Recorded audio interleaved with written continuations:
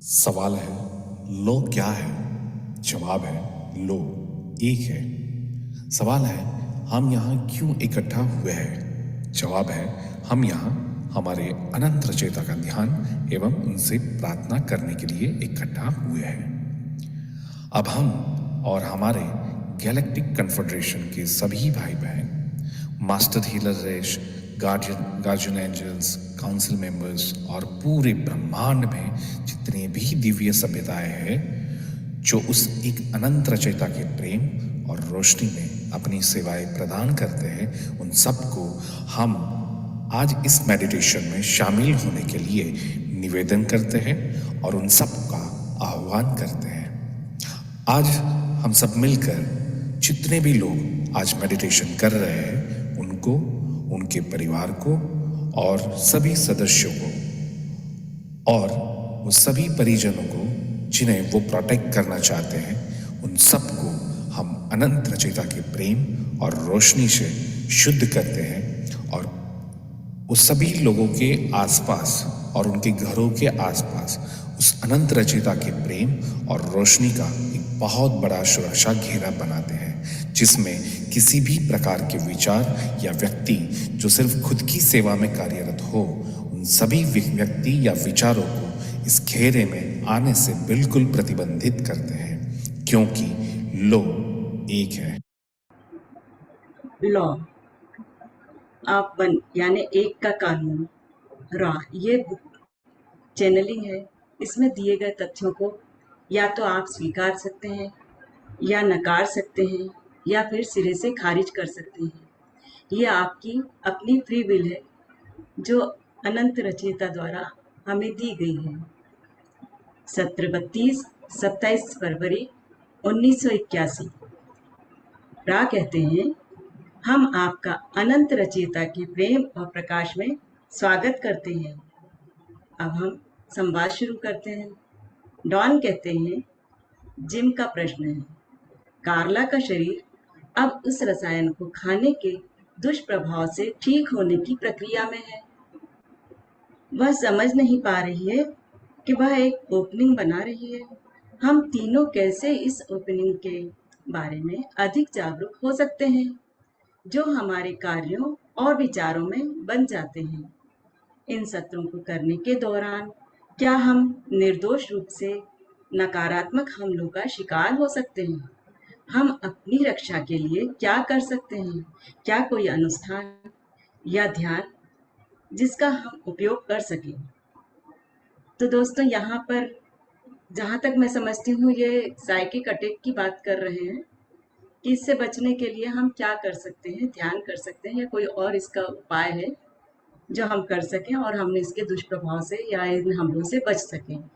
रा कहते हैं यद्यपि हम दूसरों की सेवा करने की आपकी इच्छा को समझ सकते हैं, परंतु हम स्वतंत्रता के नियम के कारण आपको सुझाव नहीं दे सकते, लेकिन हम कुछ सामान्य बातें आपको बता सकते हैं। सबसे पहले कार्ला अपनी घटती महत्वपूर्ण ऊर्जा के प्रति कम सावधान थी। जिस पदार्थ के कारण यह हुआ वह प्राकृतिक नहीं था, लेकिन पहचानने योग्य था। यह एक अत्यधिक प्रभावी रसायनों के सेवन से हुआ था। उसके पहले कार्ला सामान्य थी। इसमें कार्ला की कोई गलती नहीं है क्योंकि ये उससे अनजाने में हुआ था। तो फ्रेंड्स, किसी तरह की वो एलर्जी ड्रिंक पी गई थी जिसके कारण उसका प्रभाव उसके ऊपर पड़ा था। दूसरी बात, कार्ला नकारात्मक प्रभाव से काफी हद तक सुरक्षित है क्योंकि वह हमेशा एकांत में रचयिता के बारे में सोचती है। वह दूसरों के साथ कार्य करने पर हमेशा प्रशंसा करती है और अपने अनुभवों के लिए रचयिता को धन्यवाद देती है। तो दोस्तों, जब भी कार्ला अकेले होती थी तो वह हमेशा अनंत रचयिता का ही चिंतन और मनन करती थी और उनको जीवन में के जो भी अनुभव होते थे उसके लिए वो अनंत रचयिता को हमेशा धन्यवाद देती थी और जब भी दूसरों के साथ कोई कार्य करती थी तो वो उनकी प्रशंसा करती थी। इस प्रकार हम देखते हैं कि सुरक्षा बहुत सरल है। प्रत्येक क्षण के लिए धन्यवाद दें। स्वयं को और दूसरों को और रचयिता के रूप में देखें। दिल खोलें, सदा प्रकाश को जानें और उसकी प्रशंसा करें। यह सभी आवश्यक है। डॉन कहते हैं, आपका बहुत बहुत धन्यवाद। पिछले सत्र में हम इस बारे में चर्चा कर रहे थे कि यौन ध्रुवीयता कैसे विकास क्रम में एक माध्यम के रूप में कैसे काम करता है, इस माध्यम का सर्वोत्तम उपयोग कैसे है। क्या आप मुझे ऑरेंज और येलो रे की सक्रियता के बीच का अंतर बता सकते हैं? हम रेड रे से वायलेट रे तक सबके बारे में जानेंगे। रेड रे के बारे में हमने बात कर ली है। अभी आप ऑरेंज रे और येलो रे के सक्रियता के बारे में बताइए। तो दोस्तों, यहाँ पर मैं समझती हूँ कि रेड रे से वायलेट रे का अर्थ यहाँ पर चक्रों से है। मूलाधार से सहस्त्रार चक्र के कलर्स के बारे में बात हो रही है। रा कहते हैं, ऑरेंज रे वह कंपनता पैटर्न है जिससे कोई भी व्यक्ति व्यक्तिगत रूप से अपनी शक्ति को व्यक्त करता है। यह रे आप लोगों के बीच काफी तीव्र रहती है। जिस व्यक्ति में ऑरेंज रे सक्रिय होता है वह दूसरों को तुच्छ, दास और अपनी संपत्ति मानता है। इस प्रकार उसकी नजर में दूसरों की कोई अहमियत नहीं होती। ऑरेंज रे से दोस्तों मतलब स्वाधिष्ठान चक्र से है, जिसका यह चक्र अधिक एक्टिव रहता है, अधिक सक्रिय रहता है। वे लोग दूसरों पर हुकूमत चलाना चाहते हैं और अहंकारी भी होते हैं। येलो रे केंद्र में होती है। ये एक शक्तिशाली रे है। ये व्यक्ति के समूहों और समाजों से संबंध रखता है। यह येलो रे कंपनता युद्ध प्रिय क्रियाओं का केंद्र होता है, जिसमें इकाइयों का एक समूह अन्य समूहों पर हावी होने और उनके इच्छाओं को अपने स्वामी की इच्छाओं के अनुसार झुकाता है। येलो रे मणिपुर चक्र से संबंधित है, जो कि व्यक्ति के मध्य में होती है। नकारात्मक मार्ग के ध्रुवीकरण पैटर्न में येलो रे और ऑरेंज रे दोनों के मिश्रण का उपयोग होता है। ये किरणें जब एक विशेष प्रकार से प्रयोग में लाई जाती हैं तो अनंत बुद्धिमानिता से संपर्क स्थापित कर लेती हैं। यदि किसी व्यक्ति का येलो और या ऑरेंज किरण ज्यादा सक्रिय होता है तो ये रुकावट का कारण बनती हैं और इसमें कभी न मिटने वाली भूख पैदा हो जाती है। जब इन ऊर्जा क्षेत्र में दो व्यक्ति सक्रिय होते हैं तो यौन संपर्क के माध्यम से ध्रुवीकरण की संभावना शुरू हो जाती है। एक व्यक्ति अपमान दास्ता बंधन के आनंद का अनुभव करता है और दूसरा व्यक्ति पहले व्यक्ति पर अधिकार और नियंत्रण पाकर आनंद का अनुभव करते हैं। इस प्रकार नकारात्मक ऊर्जा के ध्रुवीयता वाले ऊर्जा के ट्रांसफर का अनुभव होता है। डॉन कहते हैं, क्या आप ब्लू रे के को महत्व देते हुए बता सकते हैं कि ग्रीन और ब्लू रे में क्या अंतर है? रा कहते हैं, ग्रीन रे ऊर्जा के ट्रांसफर आपके लिए नए मोड़ की तरह कार्य करता है, चाहे वो यौन रूप से हो या किसी भी प्रकार का अनुभव हो।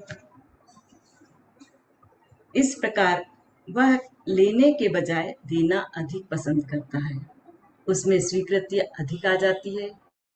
वो दूसरों की भावनाओं को अधिक स्वतंत्रता से स्वीकार करता है। इस प्रकार लेने वाले का ब्लू रे ऊर्जा के स्थानांतरण का मौका मिल जाता है, क्योंकि उसमें स्वीकारे जाने की भावना आ जाती है। इस प्रकार देने वाला व्यक्ति या इकाई पूरी आजादी देता है कि वो अपने आप को व्यक्त कर सके। यह बात ध्यान देने योग्य है कि जैसे ही दो इकाइयों पे ग्रीन रे ऊर्जा का ट्रांसफर संभोग के द्वारा होता है, तो चाहे उन दोनों की प्रगति एक समान ना हो, तब भी उनके आगे के चक्र एक दूसरे के लिए मौजूद रहते हैं, यानी कि वे एक दूसरे से खुल जाते हैं। इस प्रकार वह इकाई जो ब्लू रे या इंडिगो रे में स्पष्ट रूप से कंपन कर रही है होती है, वह उस ऊर्जा को दूसरे इकाई के ग्रीन रेज के साथ साझा कर सकती है। इस प्रकार वे दूसरे इकाई के सीखने सिखाने में माध्यम के रूप में कार्य करता है। जब तक दूसरी इकाई ग्रीन रे ऊर्जा के ट्रांसफर तक नहीं पहुंचता है, तब तक इस तरह की ऊर्जा का ट्रांसफर संभव नहीं है। तो दोस्तों, यहाँ पर ग्रीन रे का अर्थ अनाहत चक्र से है, यानी हार्ट चक्र से। जब तक हार्ट चक्र ओपन नहीं होता, तब तक स्वीकार्य भाव नहीं आता है। जब अनाहत चक्र एक्टिव हो जाता है, तो हम एक दूसरे को स्वीकार कर सकते हैं। यहाँ मैं इसका अर्थ यही लगा रही हूँ। डॉन कहते हैं, मेरे अगले सवाल का संबंध इंडिगो रे से है। क्या इंडिगो और ब्लू रे ऊर्जा के ट्रांसफर के बीच में कोई अंतर है? रा कहते हैं, रचयिता को खुद के बारे में जानने की रे है। इस प्रकार जिसका इंडिगो रे सक्रिय हो जाता है, वह रचयिता से सीधे संपर्क में आ जाता है तथा स्वयं को रचयिता के बराबर रख सकता है। इस ऊर्जा का ट्रांसफर रचयिता से रचयिता की तरफ होता है। यह उस पवित्र गुण की शुरुआत होती है जिसे आप उभयलिंगी प्रजनन क्रिया कहते हैं। इस प्रकार वह दूसरों को अपना पूरा हिस्सा संपूर्णता और एकता में देखता है। दोस्तों, इंडिगो रे का संबंध सहस्त्रार चक्र से है। जिसका इंडिगो रे अर्थात सहस्त्रार चक्र जागृत हो जाता है, उसका संपर्क अनंत रचयिता से हो जाता है। डॉन कहते हैं, अब अंत में वायलेट रे और अन्य में क्या अंतर है? रा कहते हैं, वायलेट रे रेड रे के तरह यौन अनुभव में एक जैसा होता है। दूसरों द्वारा इसका अनुभव विकृत किया जा सकता है या पूरी तरह से अनदेखा किया जा सकता है, या दूसरों द्वारा कोई भी अनुभव नहीं किया जा सकता। हालांकि वायलेट रे उस इकाई को कुल जुड़ाव, सम और सार होने के कारण वह दूसरी इकाइयों की क्रिया एक्शन को समझने लगता है। डॉन कहते हैं, क्या इस तरह के ऊर्जा का ट्रांसफर चौथी, पांचवी, छठी और सातवीं घनत्वता में भी होता है? मेरा मतलब है सारे रे में। रा कहते हैं, जैसा कि आप इन रे को समझते हैं, अगले घनत्वता में और आगे की घनत्वता में इनका मतलब इतना अलग है कि हमें आपके सवाल का जवाब नकारात्मक देना होगा या देना चाहिए। ऊर्जा का ट्रांसफर केवल चौथी, पांचवी, छठवीं घनत्वता में होता है। वहां पर भी ध्रुवीकरण होता है। हालांकि इस घनत्वता की काबिलियत होती है कि यह व्यक्तियों के बीच सौहार्द, हार्मनी देख सकता है। इस वजह से यह इकाइयां ऐसे साथी को चुनती हैं जो कि सौहार्दपूर्ण, हार्मोनियस होते हैं। इस प्रकार इन ऊर्जाओं का ट्रांसफर लगातार होता है, जिससे ऐसे शरीर का जन्म होता है जिसका इस्तेमाल हर घनत्वता कर सकती है। जितना आप समझ सकते हैं, यह प्रक्रिया पांचवी और छठवीं घनत्वता में काफी अलग होती है। हालांकि वह ध्रुवीकरण होता है सातवीं घनत्वता में। इस तरह के ऊर्जा की अदला बदली की जरूरत नहीं होती, क्योंकि वहां शरीर को कोई रिसाइकिल करने की जरूरत ही नहीं होती। डॉन कहते हैं, हमारे पृथ्वी पर पहले भी चौथी, पांचवी और छठवीं घनत्वता के घुमक्कड़ आए हैं। जैसे कि वह इस घनत्वता के शरीर में कुछ समय के लिए जन्म लेते हैं। अलग अलग रे को देखते हुए किस तरह की ध्रुवीयता उन्हें प्रभावित करती है, क्या आप हमें बता सकते हैं? तो रा कहते हैं, चौथी घनत्वता के घुमक्कड़ ज्यादा नहीं होते। वह उन इकाइयों का चुनाव पसंद करते हैं जो प्यार से भरे हुए होते हैं या जिन्हें प्यार की जरूरत होती है, लेकिन कभी कभी उनसे गलतियां हो जाती हैं जब वो दूसरों में करुणा को देखते हैं, परंतु बाद में उनका निर्णय गलत हो जाता है। पांचवी घनत्वता के घुमक्कड़ दूसरों से ज्यादा प्रभावित नहीं होते हैं। उनका दूसरों को देखने का तरीका अलग होता है और आवश्यकता पड़ने पर ही वो लोगों की मदद करते हैं। यह इकाइयाँ किसी भी तरह के रिवाजों को नहीं मानती, जैसे कि विवाह, बच्चे पैदा करना, बच्चों का पालन करना, क्योंकि वह रोशनी की घनत्वता से आते हैं और उन्हें तीसरी घनत्वता की कंपनता वाले ग्रह की कमियों की जानकारी होती है। छठी घनत्वता के घुमक्कड़ एकता या फ्यूजन के होते हैं। वह काफी हद तक शारीरिक रूप से उभयलिंगी प्रजनन क्रिया से खुद को रोकते हैं।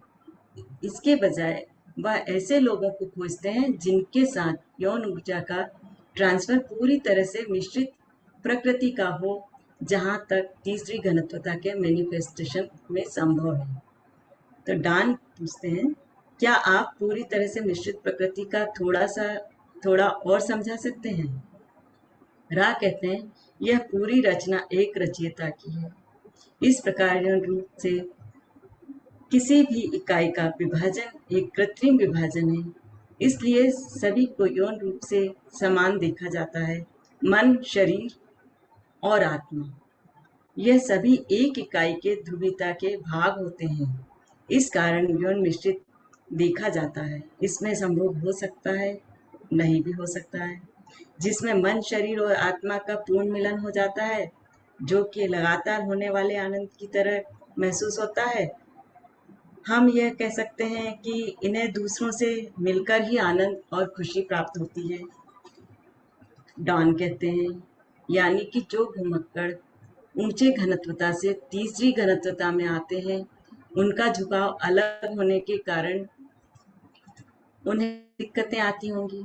रा कहते हैं, छोटे घनत्वता की इकाई के तीसरे घनत्वता में जन्म लेने के कारण होने वाली दिक्कतों की पॉसिबिलिटी और प्रोबेबिलिटी काफी अधिक होती है।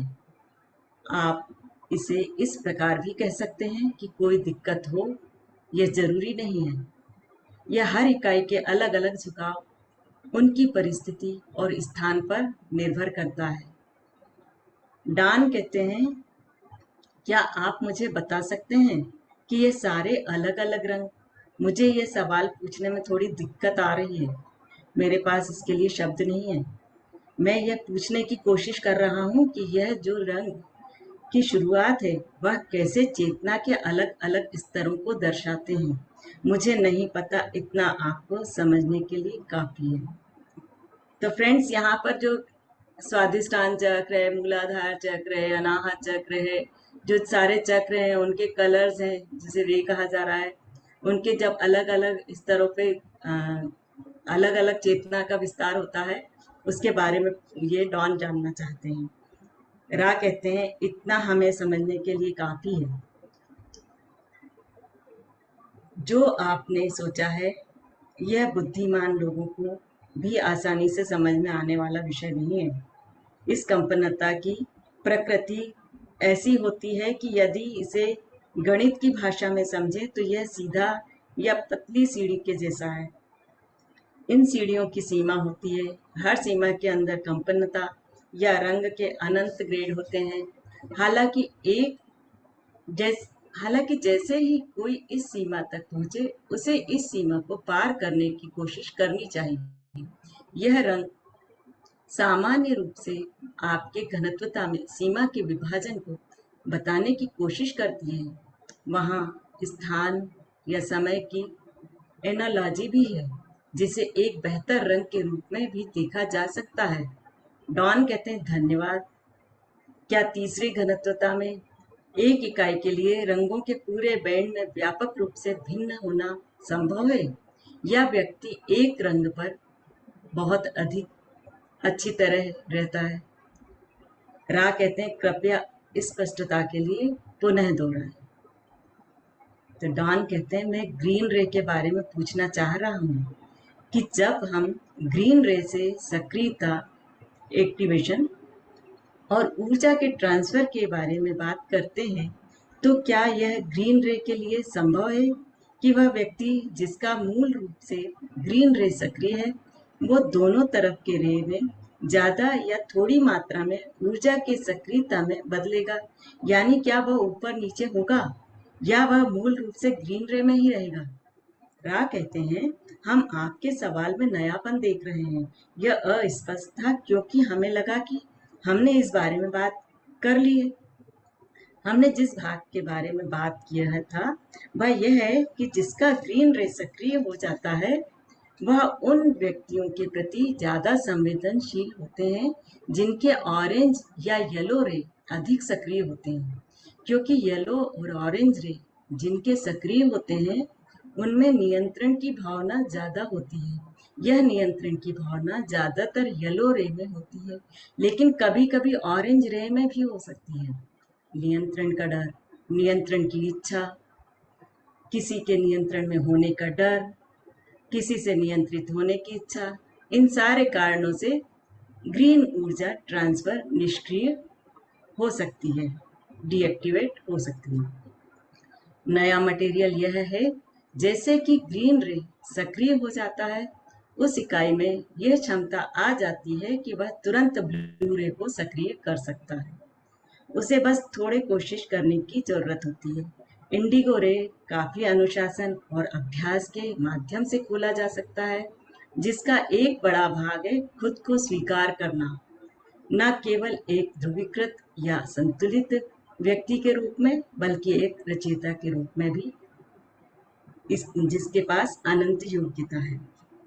तो दोस्तों, जिसका अनाहत चक्र यानी ग्रीन रे सक्रिय हो जाता है वह तुरंत ब्लू रे को सक्रिय कर सकता है, मतलब थ्रोट चक्र को।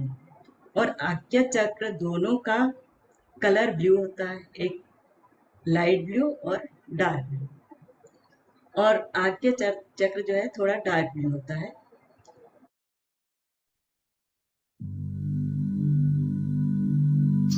मैं अपना एनर्जी फील्ड सुरक्षित कर रहा हूं। मैं अपना ऑरा लॉक कर रहा हूं। मेरे शरीर, दिमाग, आत्मा और मेरा पूरा एनर्जी फील्ड अनंत रचयिता के असीम दिव्य प्रेम और रोशनी में हमेशा के लिए सुरक्षित है। अनंत रचयिता के असीम प्रेम और अनंत रोशनी से बना हुआ मजबूत सुनहरा कवच, जिसमें अनंत ब्रह्मांडों की शक्तियां समाहित है, ऐसा कवच मैंने धारण कर लिया है। ये सुनहरे सुरक्षा कवच के माध्यम से मेरे घर के तमाम सदस्य और मेरा घर संपूर्ण रूप से सुरक्षित है।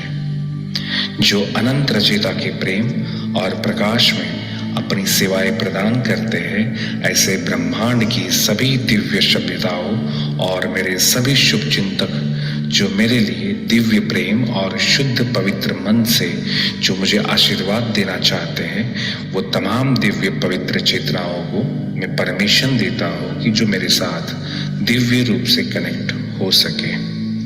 बाकी तमाम प्रकार के वस्तु, विचार, व्यक्ति जो खुद की सेवा में ही कार्यरत हो, ऐसे अपवित्र भावनाओं से मेरे एनर्जी फील्ड में आना चाहे, उन तमाम एंटिटी या विचारों के उन रूपों को मैं प्रतिबंधित करता हूँ, क्योंकि ये मेरी फ्री विल है और यही अनंत रचयिता के एक का कानून है। I am protected, I am protected, I am protected. Thank you so much.